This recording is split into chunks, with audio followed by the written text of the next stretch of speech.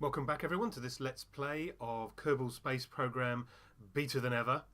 Now you'll remember from the previous episode we had launched ourselves our first remote tech satellite, and here it is out in its very distant orbit, just beyond the orbit of the Mun. You can just make out the remains of the launch vehicle and mission control, this giant red blob on the surface of Kerbin. But you'll also notice the absence of yellow lines, the communication lines that tell us that our satellite has a route back to mission control. Mission control has just disappeared over the horizon, and so we have no connection. We can send no further instructions to our satellite until mission control reappears over the horizon. So, for example, we cannot extend the panels even if we wanted to, and not that you can see me trying, I can't rotate the vehicle either. Now we do have a dish that points back towards mission control, so when mission control comes into view again we will definitely have a connection. The omnidirectional antenna is too short range for that to work, so it's a good thing we fitted ourselves with a medium range dish. Now the dish doesn't have to be pointed at Kerbin. The dish works out that magic for itself. So as long as it has a connection and some power, we should be just fine. But as I also said in the previous episode, having just one satellite is no good to anyone. Just as we've discovered now, if we have no route back to mission control, none of our satellites will work. So I think we're going to have to do a loss leading mission and put up another 3 satellites. And we will put up those satellites at an equidistant orbit around Kerbin. Not a geosynchronous orbit, we'll worry about that bit later. But just an equilateral triangle around Kerbin so that we have a low altitude series of satellites to relay our messages back to mission control. So let's go and get that sorted out. Now of course we could send up our 3 satellites one after another on separate launches, but I think we need to do something a little bit more challenging and send up 3 at once. So we're going to use the tri-stack coupler. There we go, which we'll use to send up 3 detachable satellites, which we have as sub-assembly, so we can add those later. So that's the basis of our launch platform. Now we need to make sure that we can communicate back with mission control whilst we are being launched. So there's our very short distance antenna. Then we use the Communitron 16 for our intra-satellite communication, so that'll do well there. And of course we need our Kerbal engineering system to give us our data readouts. Now what would a satellite be without some battery power? And of course we will also need some SAS. Now the reason I'm putting the larger SAS on is because we're going to have quite a lump of a rocket in order to keep ourselves on the straight and narrow, so the larger SAS will help in that respect.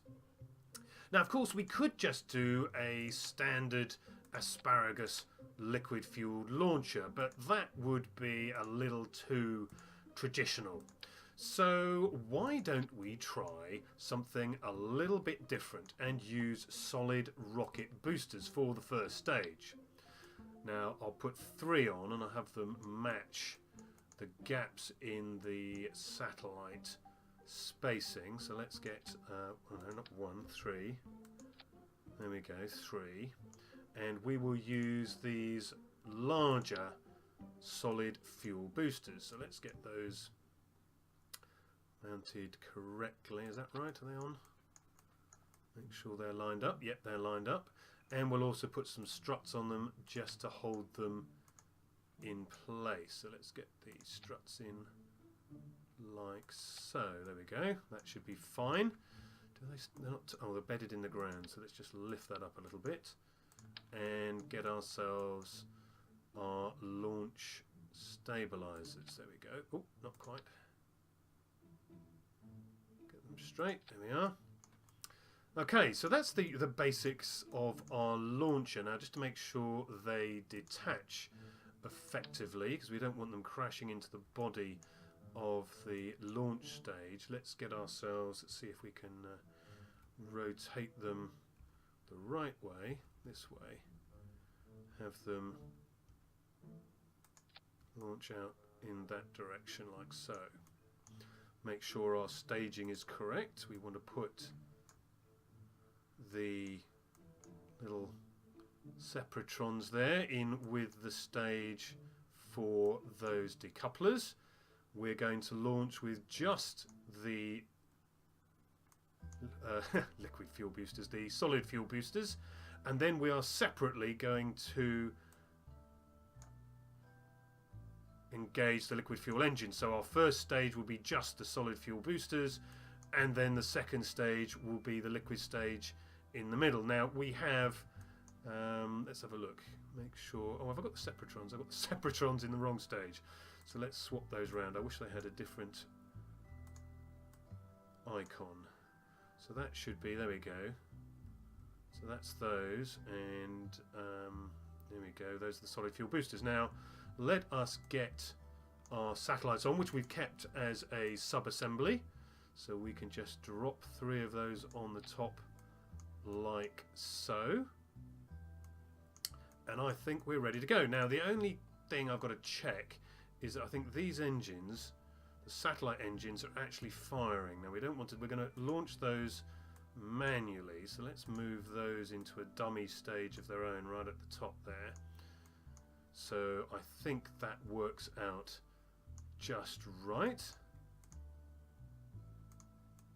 Now we can be a little bit more fuel efficient if we reduce the thrust on these solid fuel boosters so that we have about 1.6 thrust to weight ratio. Make sure they're all set, because of course you can't control the thrust from the solid fuel boosters in flight, so this is the only time you can do it, by setting the thrust limit. So we'll do that, and 1.6 is plenty to get us off the platform, and hopefully won't be going too fast to be fuel efficient. So we have the launch stabilizers and the 3 boosters.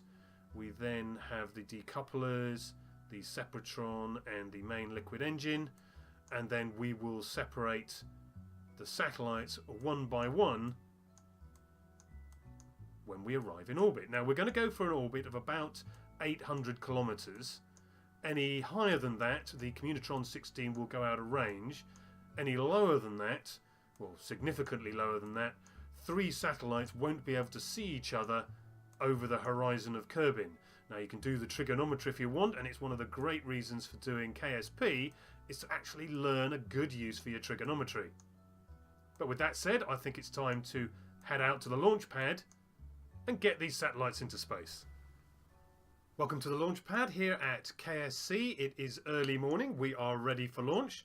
So let's get the throttle up, although that will only affect us on the second stage. Let's get the SAS on and let's launch away. Now our first stage is simply these solid fuel boosters, and I think I am just going to go up vertically for their entire fuel load. Now we've adjusted the thrust limit on the boosters to try and keep our velocity down to somewhere around terminal velocity, so we're just a little bit below terminal velocity. I suspect as our thrust to weight ratio rises we will actually exceed terminal velocity, but hopefully that will not make us too inefficient. So climbing away from KSC, a familiar sight in these early hours as the sun rises over that horizon. Now I do find these 3-way craft do tend to rotate very slightly, hence the SAS module, but we'll correct any inclination that we gain as part of our ascent. So we're just rotating a little bit there.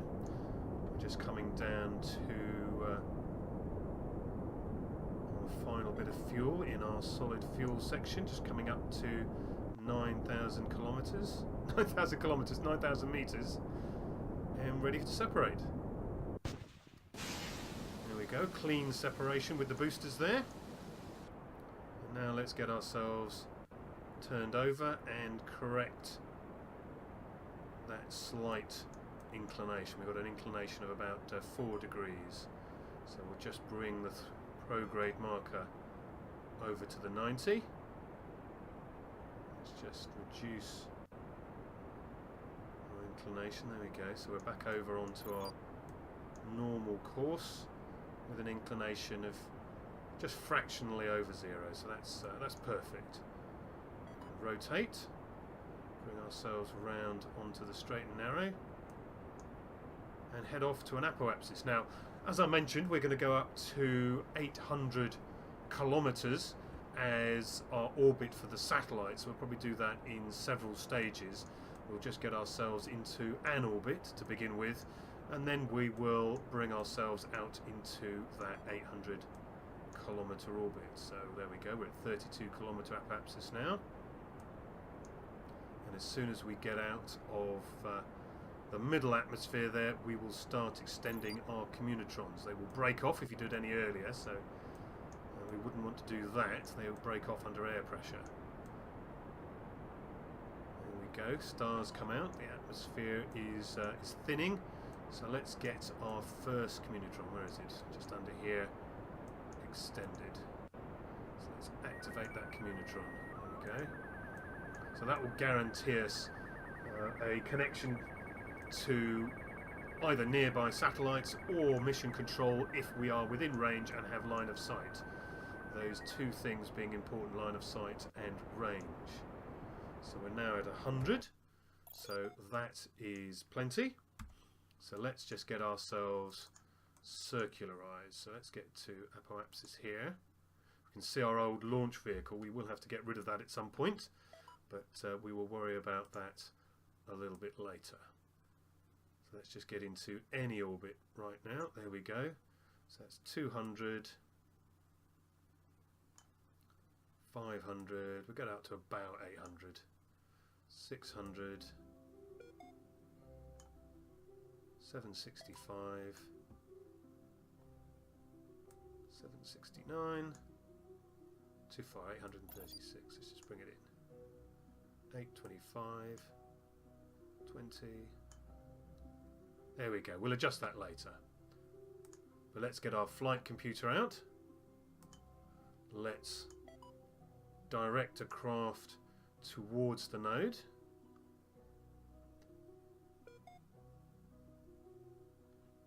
And let's execute the node. There we are. Executing in 56 seconds. Will take us out into this orbit, and then we will adjust the orbit to get a roughly circular orbit as part of our series of maneuvers. But there is our craft. Now, while we wait, let's get the other communitrons out. Just missed it. Here we go. Activate. Worst thing could be to launch your satellite and then have no control. So let's get these communitrons out. Here we go. And also get out some of our panels.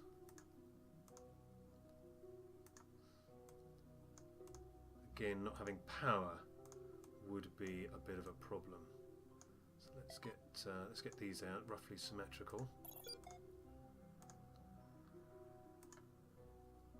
And there's our maneuver starting. So let's get these ones out. Final set of panels.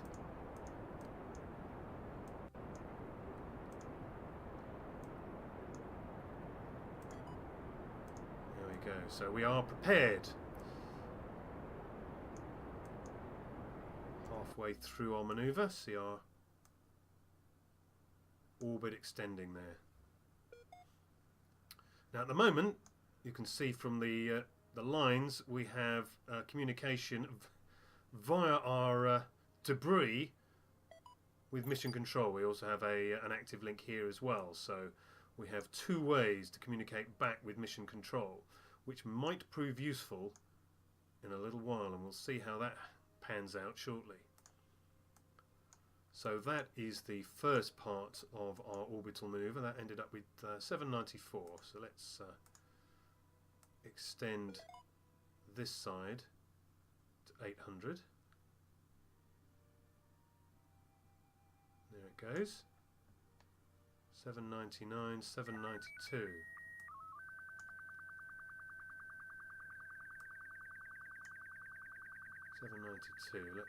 Let's just extend it just a little bit further. 99. 800, there we go. And then we'll do a final manoeuvre over here just to push that out and get a roughly circular orbit.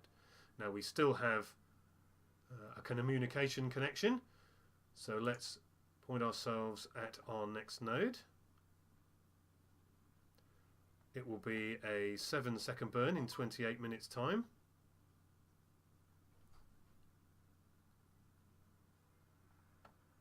Execute the node, and we can now freely increase time warp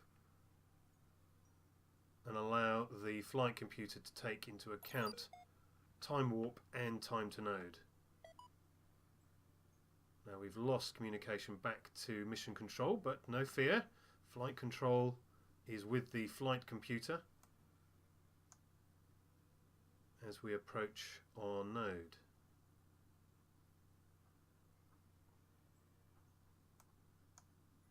Five minutes to node.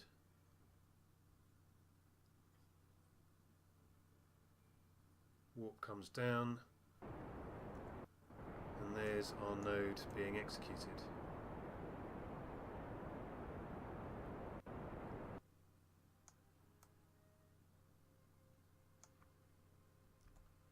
Right, well, we have a roughly circular orbit now, so let's have a double check. 793 and 801. Now I will make a final correction.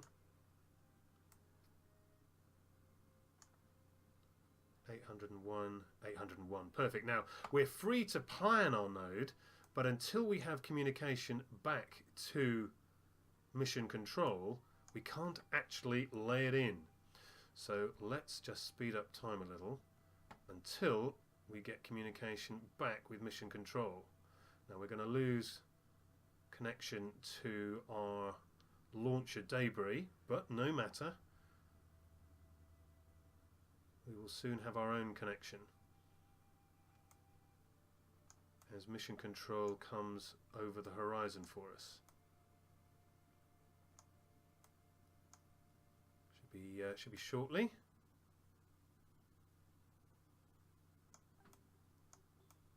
There we go. Have our own connection now, so we can lock in our node. It's a trivial burn because we're only going to be a few thousand meters added to our periapsis. Now you don't have to wait to lock in the node before you can execute, but whatever you do, don't time accelerate until you've locked in the node, because you'll have very little time to rotate your massive craft as you approach. So be wary. Now you're seeing mission control has now got a connection out to our first satellite, and we can use that to relay instructions back to mission control if necessary, and we'll see about that a little bit later. Now we've locked in our maneuver, so let's use time acceleration to bring us round to the node. So 5 minutes, 2 minutes,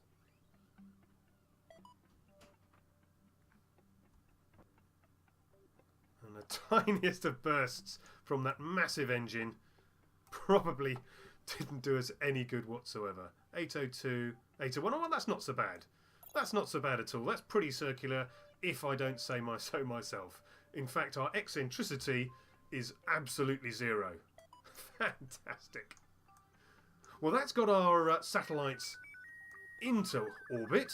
We now have to separate them around our orbit to make our equilateral triangle and to create our first communication network. But I think we'll do that in the next episode. So with that said, I'd like to thank you for watching, and I hope to see you again soon. Take care. Bye-bye.